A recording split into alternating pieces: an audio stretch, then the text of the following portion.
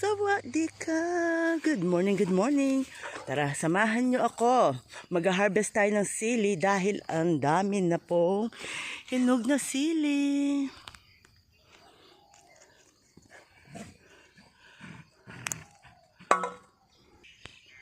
Ang hahaba pa. Madami, sobrang dami po niyan. Yan, dito pa lang sa area na yan tayo. Ang dami pa, ayan o, mga green. Dito naman tayo, ang dami, ayan o. Yung ibang green, hayaan muna natin. Ito pa lang yung mga kinuha ko, yung mga pula-pula. Lipat tayo ng lugar. Ayan, dito naman tayo. Di ba, ang daming pula na sili. Yun pa o. Ayan. Masipag magbunga yung mga tinanim ko na sili. Lagi silang namumulaklak. Actually, ilang beses ko nung nag-harvest to. Yung iba, ginawa ko ng chili paste. Tapos, pinamigay ko rin yung iba. Halos tigi isang plastic bag. Guys, oo. Ito naman, gagawin ko siya yung may suka. Tapos lagyan natin ng sibuyas at saka ng bawang. Timplahan natin ng paminta at asin. Diba? Hindi ako nawawala ng bunga dito eh.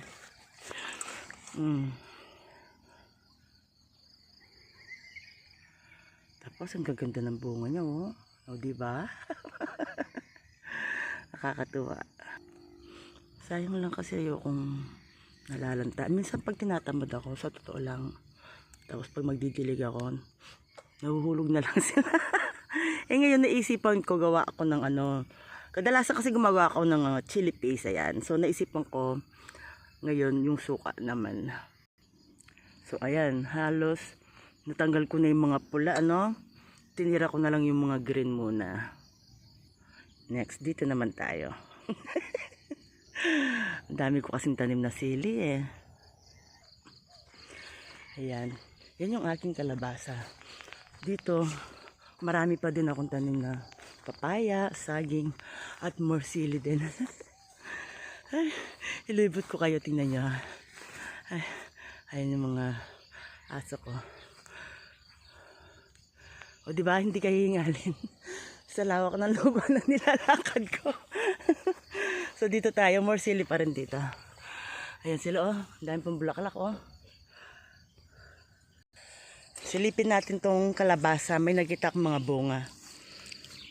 Ayan. Maliliit pa sila eh. Ayan oh. Tapos dito, ayan oh. Yung iba na kasi nakapaloob. Ayun pa oh, sa loob oh. Ayun. Ayun. Diba? Yan ang aking kalabasa ah. Cute. Ayan. Tapos more papaya ako dyan. Hinilera ko sila. At talagang hilig ko. Nauna kong tinanim is yung mga papaya and then mga sili. Tapos dito nakapagtanim ako ng eggplant. Ayan oh. Ang lalaki na guys oh. Actually nakapagluto na ako eh. Nakakuha na ako. Nakapag-harvest na ako dyan. Pag kumukuha ko, ginagawa ko is nagluluto ako ng Thai curry. Yan ang panggulay ko sa Thai curry ko. Ito yung aking tawag dito.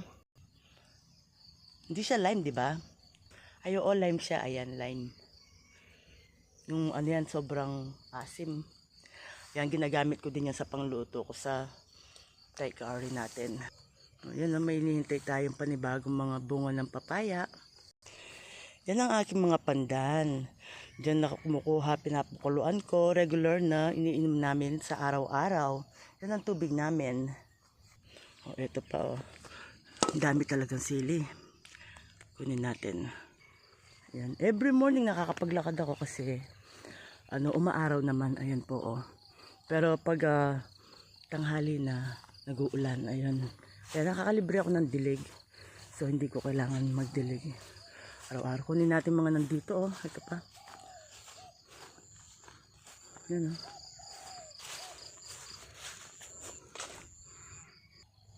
Dito rin meron. Ang dami pa, yan, oh.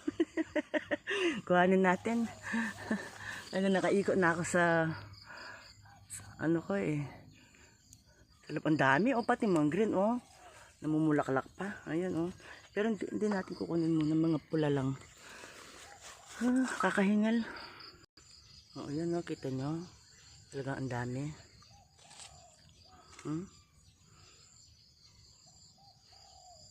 Sa mga mananonood dito, tinatanong niyo po nasaan ako. Andito tayo sa Thailand. Itong gawain ko.